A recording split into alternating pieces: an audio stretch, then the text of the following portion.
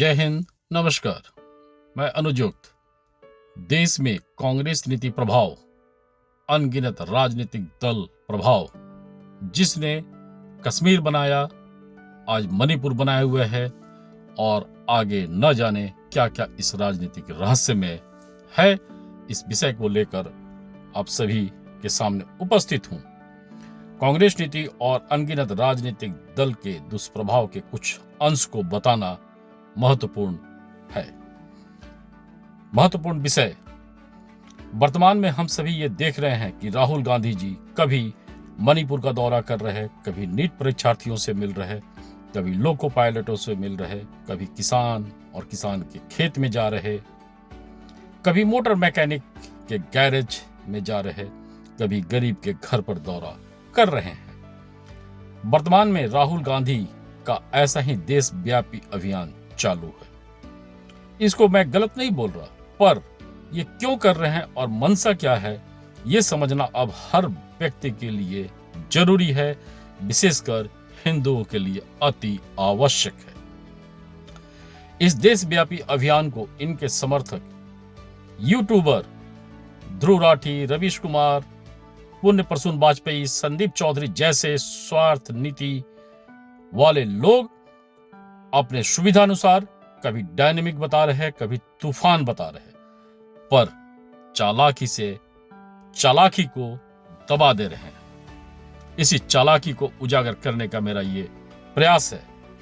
अनगिनत राजनीतिक दल भी ऐसा ही कर रहे हैं और देश को गुमराह करने का हर मौका बटोर रहे हैं। अनगिनत राजनीतिक दल के मंशा को भी समझना अब बहुत जरूरी है, तभी आगे का भविष्य सुरक्षित हो पाएगा। मेरे एंगल को पूरा सुने और खुद के अंतरात्मा से सच को मन मस्तिष्क में लाएं। मेरे इस चैनल को लाइक, सब्सक्राइब और शेयर करें और खुद भी जागरूक हों और आज समाज के अन्य हिस्सों को भी जागरूक करें। अब मैं महत्वपूर्ण विषय पर आता हूं। राहुल गांधी का छात्रों से मिलना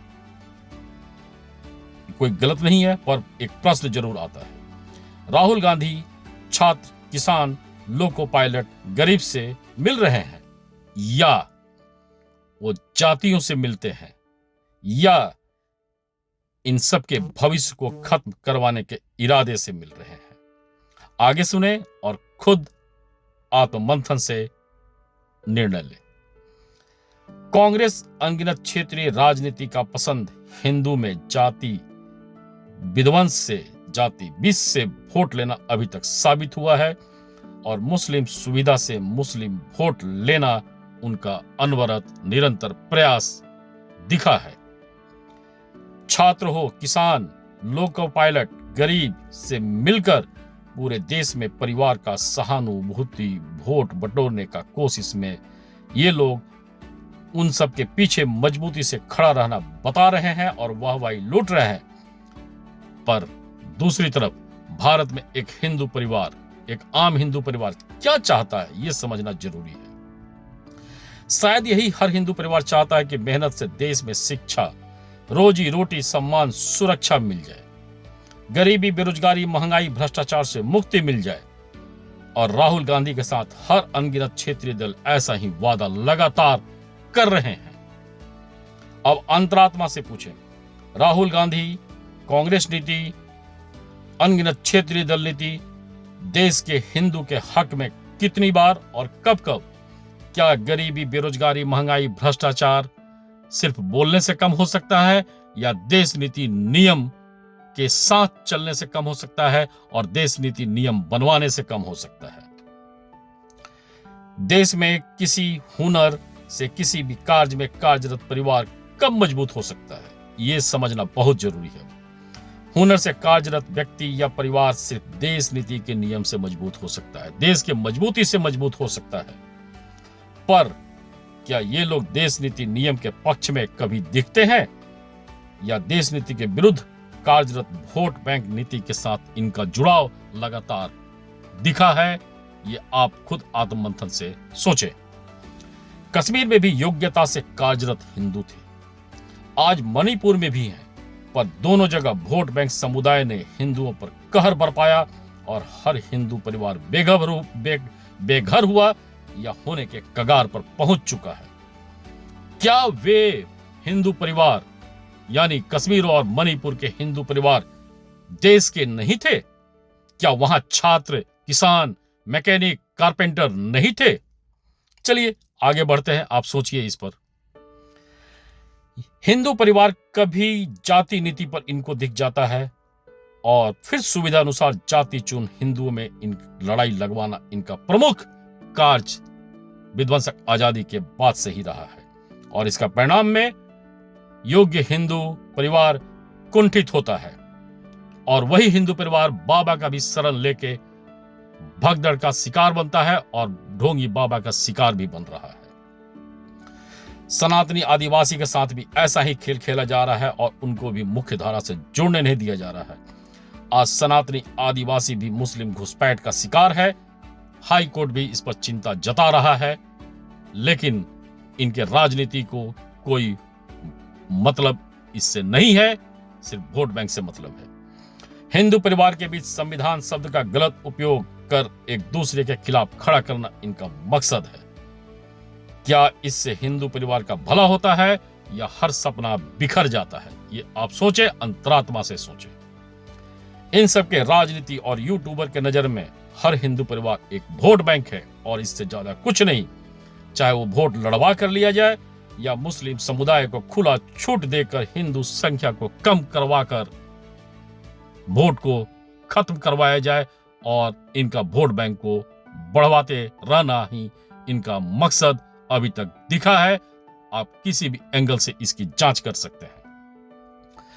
परीक्षा में पेपर लीक मेहनती छात्रों का अपमान है, इसमें कोई शक नहीं। गरीबी, बेरोजगारी, महंगाई हर नागरिक का भी अपमान है, इसमें भी कोई शक नहीं। हर मैकेनिक, हर कारपेंटर, हर मजदूर, हर किसान का भी अपमान है अगर गरीबी, बेरोजगारी, महंगाई, भ्रष्टाचार लगातार कायम है।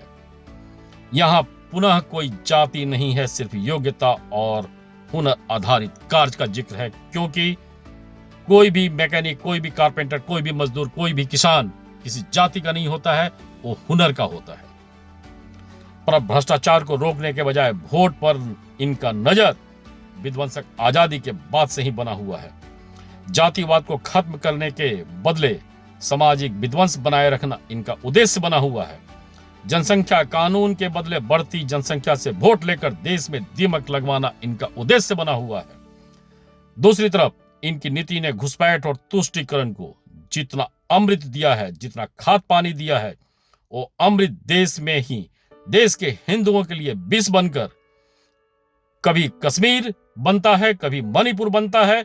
बंगाल और केरल के कई हिस्सों में भी क्रूर नीति का जन्म हो चुका है। क्या ये क्रूर नीति हिंदू छात्र और परिवार को सुरक्षा दे पाया है या दे पाएगा या सुरक्षित देश दे पाएगा? ये अंतरात्मा से सोचे। क्रूर नीति किसी भी हिंदू परिवार, सनातनी आदिवासी को जाति नीति से कभी भी कोई भी फायदा नहीं दिया है और न देगा। पूर्व का इतिहास भी इसका गवाह है।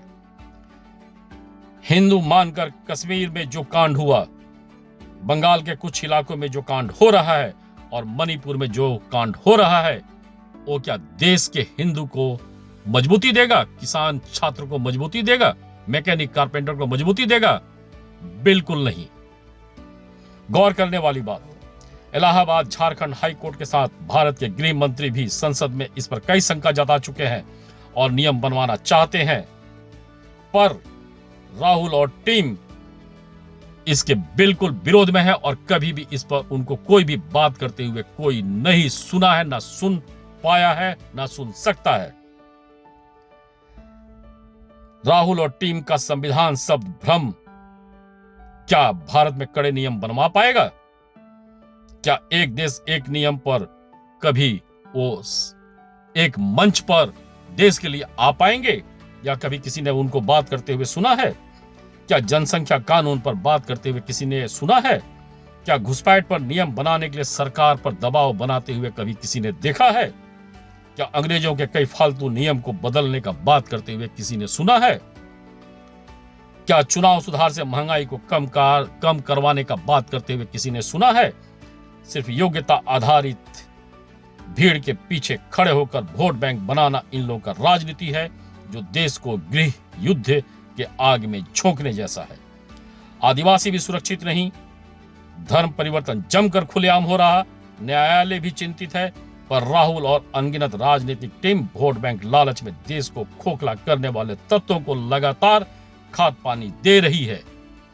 देश खोखला हो जाए, देश नीति पर क्रूर नीति का पुनः कब्जा हो जाए, तो कौन से छात्र, कौन से कारपेंटर, कौन से मैकेनिक, कौन से किसान इस देश में रह जाएंगे, ये आप अंतरात्मा से सोचिए।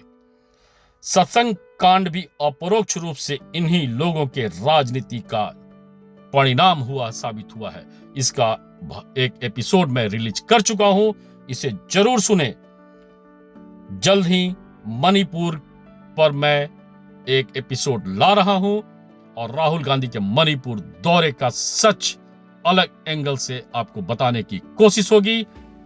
आप इसे पूरा सुनेंगे तब समझ में आएगा कि राहुल गांधी जिस छात्र, जिस किसान, जिस मैकेनिक, जिस लोको पायलट के पीछे खड़े हो रहे हैं, क्या वो देश के लिए खड़े हो रहे हैं या देश को खोखला करवाने के लिए खड़े हो रहे हैं। देश नहीं होगा, देश नीति नहीं होगा, देश में नियम नहीं होगा, तो यकीन मानिए कोई भी किसान नहीं होगा, कोई छात्र नहीं होगा, कोई हिंदू नहीं होगा, कोई लोको पायलट नहीं होगा।